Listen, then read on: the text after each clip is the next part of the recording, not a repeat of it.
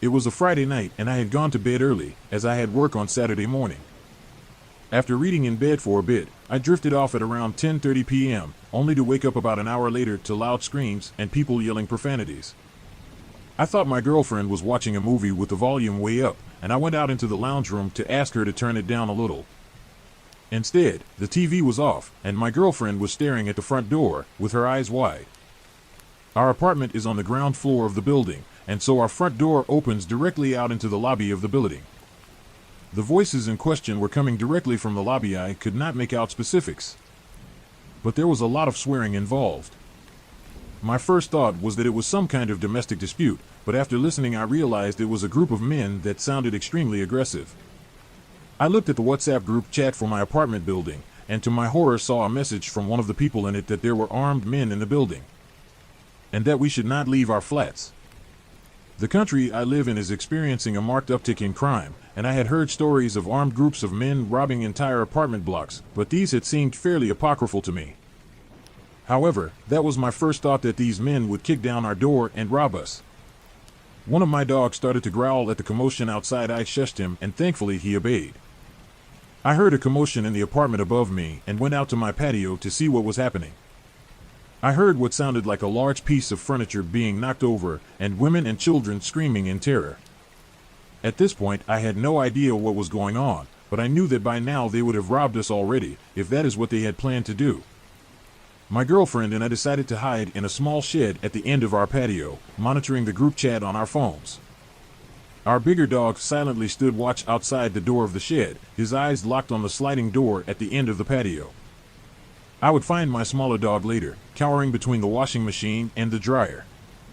After 10 extremely tense minutes, I heard the screeching of tires signaling what I hoped was the perpetrators fleeing the scene. Eventually, someone in the group chat said the police had arrived, and breathing a huge sigh of relief, I came out of hiding and opened the front door.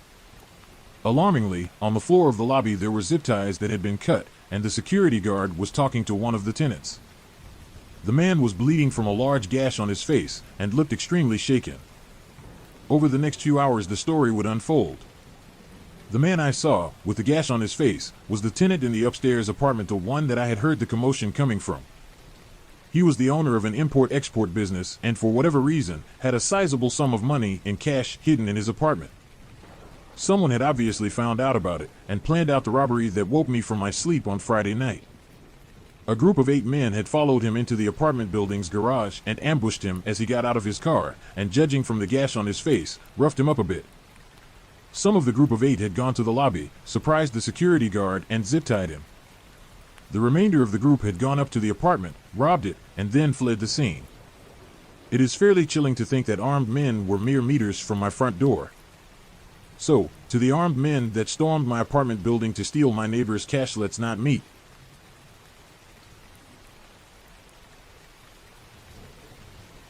A near-home invasion while staying alone. I'm a university student and live in a rental house with 5 other people. It was around 10 p.m. I had finished some homework and was relaxing with a glass of wine and watching some streaming services. It sounded briefly like there was something moving on the porch.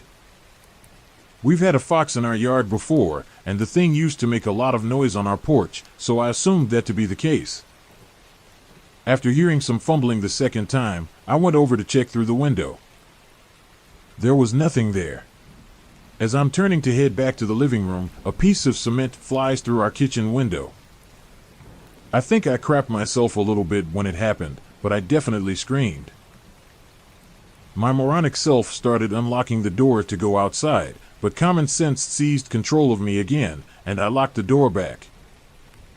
I also ran to the back door to make sure it was still locked, even though it's glass and wouldn't make a difference. Oddly enough, at this time, my grandma's words came into my head about something her own mother had told her. If someone tries breaking into your house, turn the lights off. You know the inside of your house better than they do. I shut the lights off in the living room and managed to turn the TV off, which was hard because my hands were shaking. My dad used to give me and my siblings advice on protection measures, which were not resonating at this time.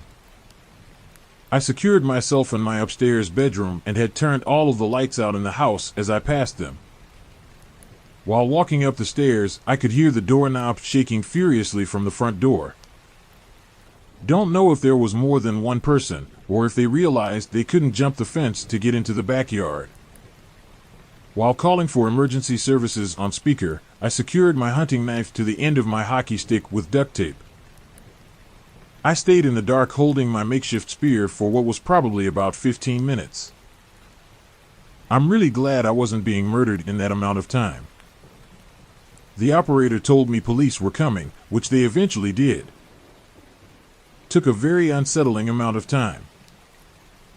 The only reason I left the bedroom in the first place was because I heard knocking on the door downstairs, and the police lights were flashing through the window. Otherwise, someone would have had to come in and physically pull me out the room. Statement was given, but that's all they did. A very nice female officer stayed with me in the house and helped me clean up the glass until my brother showed up to bring me to his place for the rest of the weekend.